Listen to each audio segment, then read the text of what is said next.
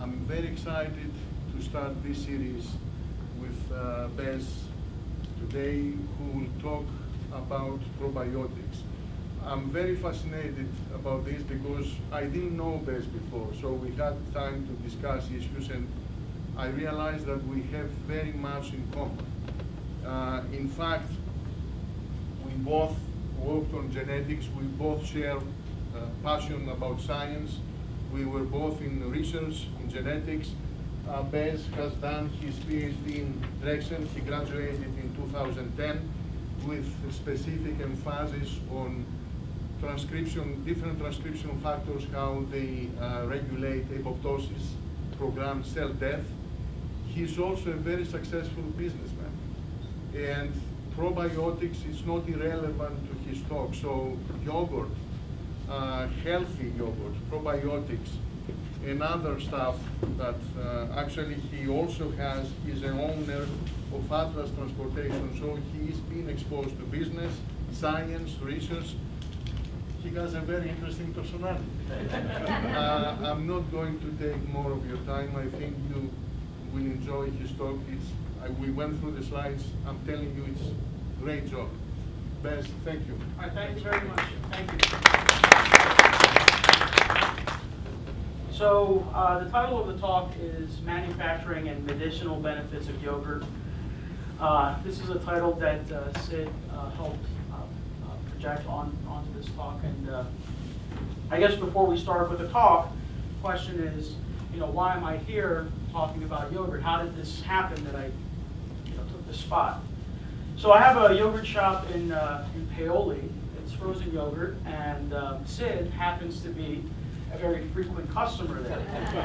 And I didn't know he was a frequent customer there, but I was making deliveries there one day, dropping off some boxes, and he noticed me and I noticed him, and he said, "Well, I know you Adjunct at Delaware County," and I said, "Yes, and I know you teach there as well." And he said, "Well, what are you doing here with the yogurt?" I said, "Well, I own this yogurt shop."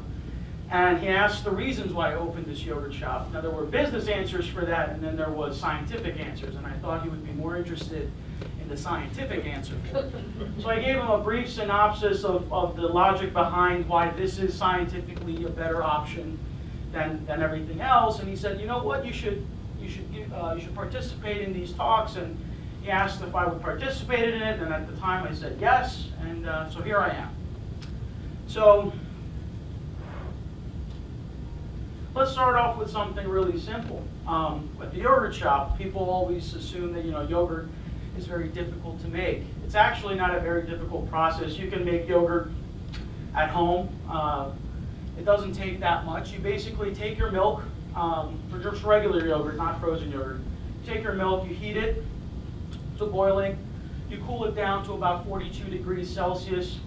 You add a bacterial starter pack to it, and you put it inside of a machine, an incubator that can hold it, or if you want, you can just take your pots and leave it in an oven and just keep it at 42 degrees Celsius, and about 4 to 8 hours later, you're going to end up with yogurt. Okay? The bacterial cultures that are inside of that milk are responsible for making the yogurt. What they do is that the little bacteria that you put in there, they start to eat up the sugars, the lactose that's inside of the milk, and they start to produce acid. That acid starts to denature the proteins in the milk, which is why you have a thicker product than actually milk. So if you look at milk and you look at yogurt, it looks different. It's basically because acid's been added there. You're denaturing the proteins, which causes it to coagulate, and that's why you have that yogurt consistency. So this is similar to what we do at the store. We basically put yogurt inside of a machine, it comes out frozen, and it's supposed to be healthy. Now, one of the pet peeves that I have is people confuse yogurt and ice cream. And they say, what's the difference? Why don't you, I want some ice cream. There's a huge difference. Ice cream is made out of cream. It has a much more significant fat content. When it's produced, it has a lot more calories. And oftentimes, there's a lot of sugar added for flavoring. Frozen yogurt is made from yogurt. So the regular yogurt that you buy at the store. And it has something very special in it that doesn't exist in ice cream. And that's what's called probiotics, bacteria, right?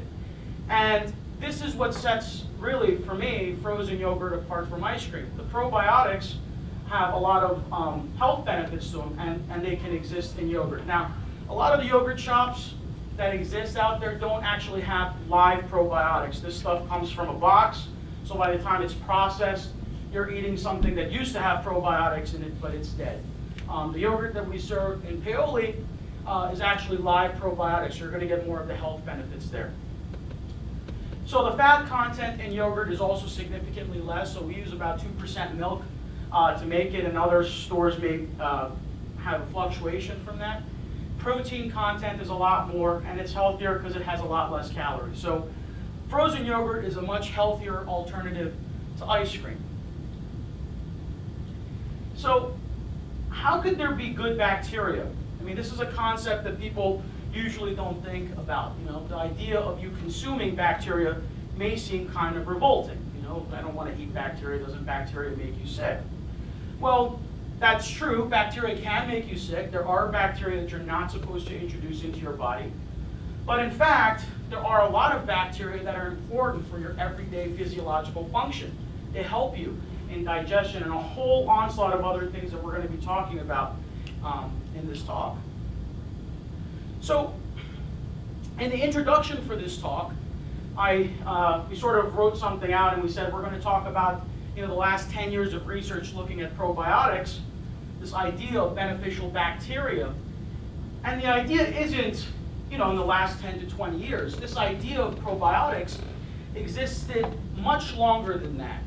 The person that was first attributed to coining the term probiotics is Eli Metchnikoff. He coined the term. He was more well known for his discovery of phagocytes. For those of you who are biologists, he earned the Nobel Prize for his discovery, and that's what he's known for. The second half of his career, he spent a lot of time working with bacteria, and he had some ideas that didn't really take off. So one of the ideas that he was looking at is that he noticed that a subgroup of population in Bulgaria, peasant population, had longevity. What does that mean? They lived a really long time compared to everybody else. And he wanted to know why. And he looked into their diet, and he realized that they're eating a lot of foods that have high bacterial content, such as yogurt. So he decided that there might be a correlation with this. There might be a causation for this. And he looked into it. But before we get any further with that, let's give some tidbit of information that's out there, sort of what I refer to as cocktail conversation. If you're sitting there at a bar and you want to impress somebody, you give these random tidbits of information. So, where does the word yogurt come from? The yogurt comes from the word yogurmak, which is a Turkish word which means to thicken. All right? And yogurt has existed for at least 5,000 years, and depending on what article you're looking at, some people attribute it to being around even much longer than that. So it's been a stable part of human diet for a very long time. And it was a central part of the diet for the Middle East and for Central Asia. And you can sort of see some foods that are always doused with a lot of yogurt. In fact, there are stories that Genghis Khan would feed his army soured milk from horses. And this was an ability to be able to feed them a good protein source so they could go out there into battle and conquer. In the 1500s, King Francis I of France was suffering from depression. And evidently, the story goes that a Turkish doctor came to visit him, fed him soured milk from a sheep, and he felt better. And the idea existed for a long time. Nobody really understood the reasonings for these things, though, right? They would try random things, and one thing works versus the other. So the science didn't come into it until 1905. So this gentleman, Stamen Grigorov, a Bulgarian scientist, again, because Bulgaria has a big proponent of yogurt, identified a specific bacteria that's responsible for turning milk into yogurt. Okay? And he identified it as Lactobacillus bulgaricus, okay, for Bulgaria, you want to put his name in there. So that was one of the important bacteria for this. And then he also, later on, him and others realized that there was another strain of bacteria, Streptococcus thermophilus, which is also important in making yogurt. So on the left-hand side, you guys will see images of these rod-shaped lactobacillus bacteria, right? They take the lactose sugar in the milk, and they produce the acids that are responsible. The Streptococcus thermophilus also is responsible for that. And this bacteria is more spherical shaped. So for those of you who are biologists in the group, know that one of the ways that you categorize bacteria is just simply based on shape. So rod-shaped versus spherical. So in 1905, they realized that there was bacteria that was causing milk to go into yogurt. So this idea sort of took on. So what happened with Eli? So Eli spent the second half of his life consuming sour milk every day until 1916, where he died at the age of 71. Okay? Now this may seem like not an old age. 71 is the current 40 these days. So, but for his time, 71 was sort of, high up there. The average age around that time period from the region he was from was close to about 50 to 60. So he did, there might be some correlation there. So why is it that, this idea was sort of taken off in the 1900s? We've got this Nobel Prize winner who's talking about the benefits of bacteria for longevity, and we don't really think about it until recently. The past 20 years is where all the exciting research is coming out. And it has to do with a gentleman known as Alexander Fleming. Again, the biologists in the group definitely know this, and some of you who are not biologists but historians should know this. So here's Alexander Fleming. He's sitting there looking at bacterial culture. For those of you who don't know what that is, it's basically if you're trying to study bacteria, you take a plate that's filled with some nutrients for bacteria, you streak it, and then they look at it underneath the microscope, do some tests to it. And the story goes that one day he had some contamination on his bacterial plates, and instead of having bacteria that he wanted growing there, he had mold. And here you're seeing an example of this. So here's mold contamination of the bacterial plate. Most people, most graduate students or somebody looking at this would go, darn, I've got contamination, let's throw this out and not look at it again. He was a little bit more keener and he said, wait a minute, why is it that this mold is growing and then there's this halo of non-growth of bacteria around this mold, right? Why is that happening? So in order to answer that question, it led to the discovery of antibiotic that we know as penicillin. So again, we know the benefits of penicillin. Everyone knows whenever they're sick, they're hoping they have some sort of a bacterial infection because you can go to the doctor, they'll prescribe some format of antibiotics, and you're going to get better, right? You don't want to go to the doctor, you don't want to hear from the doctor telling you it's viral, because what happens with that? They tell you pretty much nothing. Just drink a lot of soup and hope you get better, right? So once he had his discovery in the 1920s, people spent a lot of time, thinking in the scientific field, stopped thinking about the benefits of bacteria and started thinking about antibiotics. Let's kill bacteria because this is harmful to us. And this helped with the population explosion that we see today, right? The population grew. One of the reasons has to be attributed to antibiotics. People were no longer dying from infections. People were going to war, had limbs getting cut off, and still surviving, not dying from infection because antibiotics existed. So everybody's on the mindset of let's destroy bacteria so we don't have to deal with issues that come from infections. So when we destroy bacteria, what are we actually doing? Right? Let's think about that. In order to answer that question, let's go back and answer a very simple question. Are we human or bacteria? Right? And I wish Sid was here because he's a mathematician and he would answer the question based on math. So, there's a certain number of cells that you have on your body that are human cells, and there's a certain number of cells you have in and on your body that are bacterial cells. Now, 20 years ago, they weren't studying this as much, and the story goes it's about 10 times as much bacteria on and in your body than there are human cells. And in recent years, 2016, this Israeli group actually really defined it well. It turns out there's almost equivalent amounts of bacterial cells in your body as there are human cells. Not 10 times the amount, but it's still pretty significant, right? You're 50% bacteria, right? So when you're taking a product to destroy that, you're destroying 50% of what makes you, you, right? Well, the bacteria doesn't make me.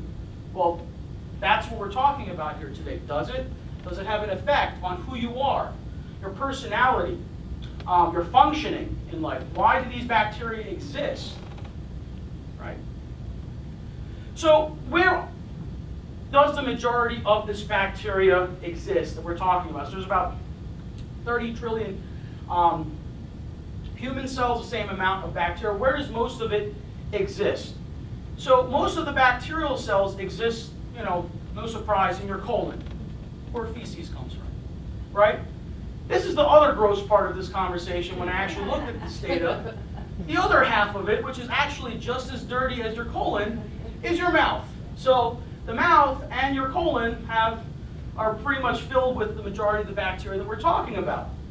All right, and there's other areas in your stomach, saliva, skin, that has bacterial growth. And again, this is normal bacteria. These are bacteria that are there. Now, the idea goes, these are benign bacteria, but the idea of probiotics is that they're not benign bacteria. They're not just sitting there, but they have some sort of a physiological function. They're there for a reason. So, looking at this, my original idea was to talk about one aspect of bacteria as it relates to mental health and autism, and just keep it very scientific. And then I thought maybe the crowd would get bored. So I didn't keep it very scientific, but I kept it a little bit scientific, but talk about a generality of a lot of these different aspects where bacteria affects human health. So in terms of mental health, allergies, obesity, IBS, irritable bowel syndrome. Anytime you're watching TV, there's some commercial about somebody who's suffering from it and needs a pill to get better. Right? Cardiovascular health, dental health, and much more. So that's what we're going to be focused on today's talk. So this is a very complex slide here, and I'm going to just sort of summarize it for you. This review that came out in 2016 is basically showing how the gut is responsible for a lot of the chemicals in regulating brain function. Okay? So to put that in a much more simplified form, you guys know about neurotransmitters. You probably have heard about serotonin, right? Serotonin is the happy chemical, right? The more serotonin you have, the happier you should be. Well, it's not made in the brain. Well, it is made in the brain, but the vast majority of it is made in your gut. So 90% of the serotonin that your body produces is in the gut.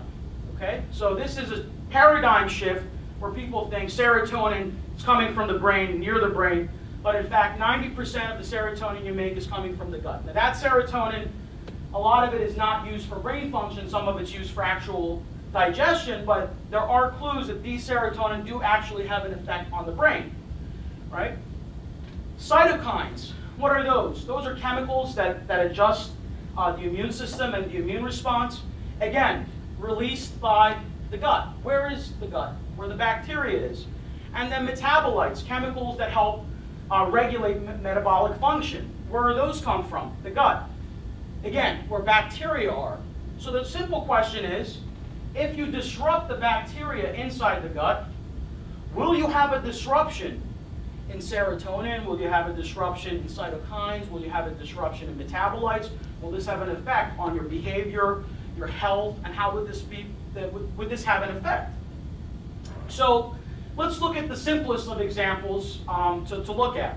Here's a review from 2017 looking at several articles that basically showed people that had mood disorders, anxiety, and depression, and they were fed various strains of bacteria. Okay? You notice lactobacillus up there? That's coming from yogurt. So these bacteria were fed to the groups, and they showed significant improvement after three weeks up to 6 months of administering these bacteria versus a placebo or a drug. Okay, so that's pretty powerful evidence that shows, hey, bacteria do have a positive effect as it comes to mental health, right? Depression, anxiety. But what about something much more complicated, like autism? So people have heard about autism and heard about the statistics of autism, very scary stuff. The reports come out and they say like 1 out of 67 children that are born today display some form of autism, right? Some format of it. And what is autism? You really can't describe, I'm not an expert in autism, but basically it's a disorder that affects a lot of neurological function. Some of it has to do with having repetitive behavior, inability to interact with others, not responding to outdoor surroundings. And this paper that was published in Cell looked at a very detailed scientific version of this. He looked at mouse models with autism. So it's been understood that there's one correlation with autism. Again, there's many, so I don't want to just narrow this thing down, oversimplify it. But there have been studies that suggest that maternal infection in humans has an effect on autism. Because when you're trying to look at the genetic link, there really hasn't been a lot of stuff found that can link this stuff genetically, where you can do a genetic test and say, okay, there's your disease. So they see the infection in the mother has a sort of a correlation with the child developing autism. It turns out you can do this with mice as well. So if you infect the mouse with an infection, the mother, the child that is born, the baby mice that are born from this, end up displaying autism-like behavior, which is repetitive behavior, not responding to sound stimuli. So if a mouse is sitting there looking at one thing and you produce a sound, what would most organisms do? Respond, look, try to see what's going on. So they've done these studies and they've looked at it, and they have this model of a mouse with autism that sort of exists. So they took these autistic mice, as you want to call it, and you're looking at one graph here. I know there's a lot of data up there. I'm going to try to simplify it for you. The black bar indicates a normal mouse, how they respond to things. And then the white bar indicates the autistic mouse. The blue bar is indicating a mouse that was fed, an autistic mouse that was fed Bacterial fragilis. So this is a mouse that has been fed a bacteria to see if it could reverse some of the autistic behavior. So it turns out for a lot of the things that they saw, the blue bar comes back to the black bar. What does that mean? They start to normalize. So for repetitive behavior, it starts to go back to being normal from the autistic form.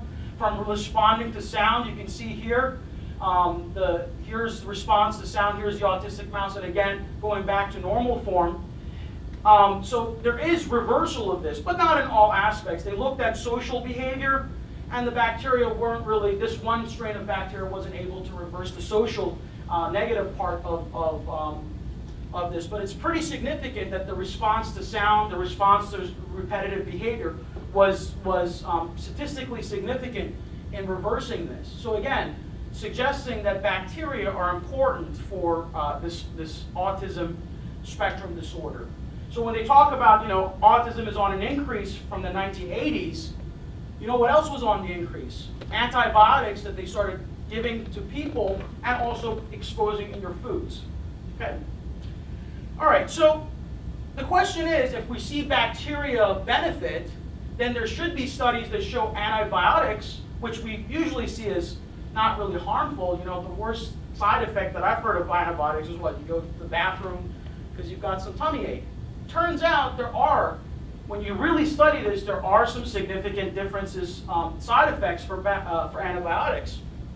So they looked at this group that was fed antibiotics, and they showed a 75% increase in depression in people that have had antibiotic exposure, anxiety, right? And this review looks at it, and I put the titles there for anybody that's interested in looking at the studies.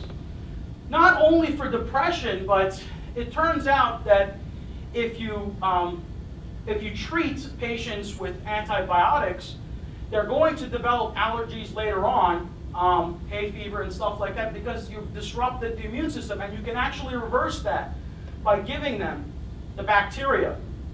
Reversing allergies by introducing bacteria. So, where else does this go? How far does this bacterial study go? So, they looked at weight, weight functions, because we said metabolites are regulated from the gut. They wanted to see if the mice actually have, the bacteria actually have an effect on weight. So they isolated lean mice and isolated obese mice, and they looked at their gut flora, right? Looked at their guts. And it turns out that the obese mice have a different gut bacterial flora than the normal mice, right? Now, correlation doesn't necessarily indicate causation, right? That means just because they're different, there could be a lot of explanations for this, right? So the obese mice have different diet, eat more, maybe that's why their guts have different bacteria. But it turned out that if you take the bacteria from the lean mice and you introduce it into the obese mice, the mice start to lose weight. Okay. So let's not just talk about mice, let's talk about human beings, because that's what we care about. We don't care about fat mice, right? So they did this for human beings too, so they looked at it. So this is looking at a group of children that were exposed to doxycycline and looked at them years later. Abnormal weight gain. Not all of them, but a lot of them compared to the control that didn't have the antibiotics. So again, a big portion of these individuals had increased weight. And then another study looked at the introduction of these antibiotics. Would it have long-term effect on your gut bacteria? So here's the normal individual, and you can see all this particular amount of bacterial colonies that form, right? And after introduction of antibiotics, the amount of colonies that they saw went down. And this is, by the way, months later. We're not talking about just short-term exposure. Once you lose the bacteria, you don't always gain it back. Okay, so back to mouse models. We talked about IBS, irritable bowel syndrome, right? This would be the easiest thing to say, well, there's definitely a correlation with bacteria and IBS. We're using drugs to try to fix this problem, but it could be a bacterial issue. So they have mouse models that actually have IBS as well, and they looked at their abdominal wall reflex, and again, it's a very complicated term, and I don't want to go through all of the science behind it because we don't have time. But the take-home message from this study is that the mouse that had IBS had reversal effects in their gut motility after administering lactobacillus into its diet, right? Not all of the bacteria had that effect, so that when they added streptococcus, it didn't have an effect, but lactobacillus and a couple of other bacteria did have a significant reduction in IBS disorder. So again, thinking about a disorder in a different way rather than treating it with a chemical, but possibly treating it with bacteria. And the idea is, why is it that disruption of the gut bacteria has all of these significant effects? So it has to do with evolution of bacteria inside of your gut. So here is a picture of inside a colon, and what you're looking at is a timeline. So in the beginning, before treatment with antibiotics, you have a bunch of different microorganisms that exist in the gut, right? You've got the green ones that are good, and possibly, let's say, the purple ones are not so good. And the purple one levels are very low. You administer antibiotic, and the good ones die out. The bad ones sort of stick around. And what happens after you stop taking the antibiotics? There's going to be a new population of bacteria in your gut. This time it's going to be filled with the bad bacteria and less of the good bacteria, which then results in symptoms. So again, you have to sort of think twice about taking these antibiotics. So here, you're looking at another graph that looked at long-term antibiotic usage inside of human beings and looking at their gut. So each little color here in the graph represents a colony of different type of bacteria. They only looked at a couple of subsets. So you have 1, 2, 3, 4, 5, 6, 7, 8 different groups of bacteria in the gut, right? This is before antibiotic exposure. And then after antibiotic exposure, look what happens at day 7, 21, 3 months, 9 months. All of the different varieties pretty much disappear, right? And then when they come back, you don't have the same amount. How many do you have? 1, 2, 3. So again, the levels of the number of bacteria that you have ends up being different after long-term exposure. And this is a particular type of antibiotic, clindamycin. Okay. So it doesn't stop there. Cholesterol can be regulated by bacteria as well. So the bacteria in the guts, and again, there isn't as much data on this, so I don't have as much to show for. But the bacteria in the guts produce a specific type of acid. It's called propionic acid. And propionic acid has been shown to reduce the production of cholesterol by the liver. So again, it would suggest that if you disrupt the bacteria, you could have an effect on the cholesterol. And there are some studies that have used bacterial guts to actually, bacteria from your guts, to determine how much cholesterol you have in your body. Not a causation, but they're using the bacteria in your guts as a marker to figure out if you have high cholesterol. Okay? So it doesn't stop there. Bacteria going to the mouth, right? One of the reasons why you get cavities, you get bacterial growth. Those bacteria break down sugars. They produce acid. It erodes the enamel. So the idea is if you consume probiotics and expose it, you can normalize your mouth and reduce the amount of acid that's produced. Now, there's a lot of junk products out there with junk science, and that's not what the purpose of this talk is about. I'm not trying to promote junk material, right? But realistic data has suggested that there are certain strains of bacteria, when transferred into the mouth, actually increase the pH of the mouth saliva. And what ends up happening is you end up having a reduction in cavities. And this is something that was known for a while by dentists anyway. You know, the dentist, usually if you take your child to a dentist, they say be careful about sharing drinks with your children. A lot of people do it, but you don't realize that you could be transferring your dental bacteria to your children, and if you have cavities, you can actually transmit that. So think twice before French kissing someone, because you don't want to get the dental cavities from them. Make sure they've got good teeth. And further to this, you've got, I want to end this talk with poop in a pill, which is what they did at in Boston Children's Hospital. They were trying to cure C. difficile, which is an infection that happens a lot in the hospital settings. So they actually put fecal matter into the pills. They administered it in about 20 people. 90% were cured from those 20 patients. And then when it was re-administered for the patients that it didn't work, the 6 that it failed in, again, another 90% success rate. So it shows that there is efficacy for this, and there's a lot of studies now being done where people are actually administering fecal matter into your guts. Nobody wants to eat poop, but they put nasal passage, they administer this stuff through your nasal passages directly into your guts, and hoping to normalize your gut flora, so to have an effect on a lot of these different issues. So I'd like to end the talk with saying, you know, take everything with a grain of salt. Don't leave here going home telling everybody antibiotics are bad and bacteria is good. Okay, antibiotics are very good. They have their function. Just take this information with a little bit of with a grain of salt. Not all bacteria is bad. Not all bacteria are good. Definitely more research needs to be done, and it's been doing so in the past 20 years. Definitely eat more frozen yogurt. Stop off in Paoli, right? Paoli, Yogurino, go there. You know. And I'd like to thank everyone for being here today. Thanks, Sid. Thank you for having me. I appreciate it, and I'll take questions if you guys have any. Yes? So tell us, since we're the average consumers in the room, when we go to the supermarket to shop for yogurt, do you have any thoughts about that? So, good yogurt, bad yogurt, what to look for, what not to so look a for? lot of the yogurt they administer sugars into it, and it's definitely not as healthy for you.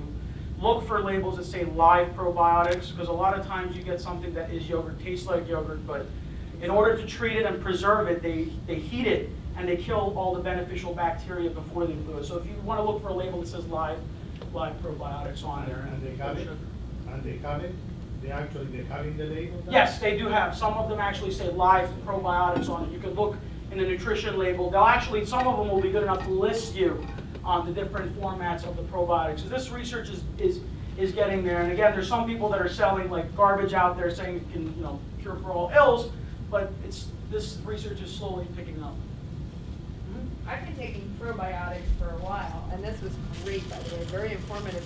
But now I've been reading about prebiotics that they say to make your probiotics as effective. Right, so that's basically the bacteria in your body need something to survive off of. So that goes along the lines of, there's articles that say that you eat a lot of processed foods. It's not that you're not getting the bacteria, but the processed foods have a lot of preservatives in them, and that kills the bacteria in your body. So the prebiotic idea is to have nutrients that actually feed the bacteria, keep them healthy. So eat nutrients that sort of maintain a healthy balance of bacteria in your body. Do you think that's worthwhile? I mean, there's not enough research in there. I mean, I put the stuff up there. I definitely eating healthy is good for everybody. I mean, there's nobody who's going to tell you not. And the stuff that they're saying really isn't harmful, so I don't see any negative side effects of taking it. Yeah. Kind of going on to her question, I actually make homemade yogurt. Is that also with that? Yes, so you would have live cultures in what you're doing, and I'm guessing you probably use either a starter or you probably use a batch of yogurt. We use Yeah, so you can heat the milk and then you add some yogurt into it, and then from yogurt you get more yogurt. Yep. Absolutely. We have live culture. Oh. So obviously there's a balancing act between using an antibiotic when you have an infection of some type, your kid has an earache or, Right. So how do you manage with your children Right. the use of that antibiotic when there seems to be a medical advantage and not? I think it has to do with if the risk outweigh. If it's a minor infection and you think that, my opinion, again, this is not scientific. Right. If it's an infection that the child can normally get over, then just let the immune system work. If you do happen to take antibiotics, then you can try to supplement a lot of the foods that have probiotics and then to replace it. So, and they actually they're starting to recommend this now too. So when children have gut problems from eating antibiotics, the pediatricians are now starting to tell their patients, make sure that kids have some yogurt, so it'll help them offset some of the bad side effects of the antibiotics. Okay. I have a question, but before that, for the students, sorry, I didn't mention that earlier. Please, before you leave, sign in. This is attendance. You might benefit from that. I have a similar question to what you asked. Realizing in our modern medicine the problem we have nowadays with resistance, bacterial strains.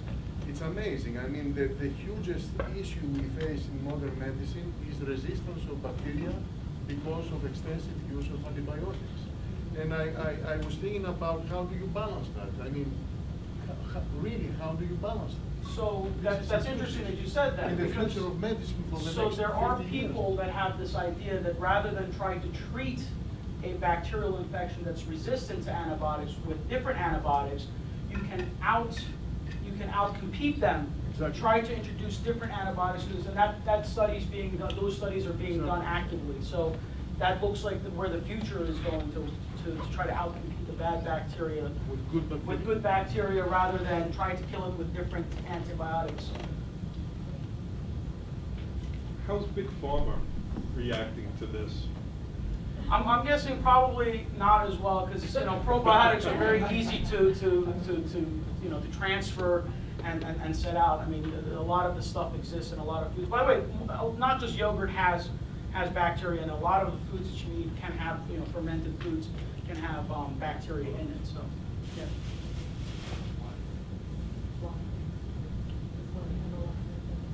Are there any more questions? this point, I would like to thank Bez once again and present him with a certificate of appreciation from STEM for his talk. So thank you again for Thank you coming. very much. It was a pleasure to have him. I could listen to him all day long. But regardless, I want to invite Cindy Fortunato, the personal representative, who is sponsoring this series.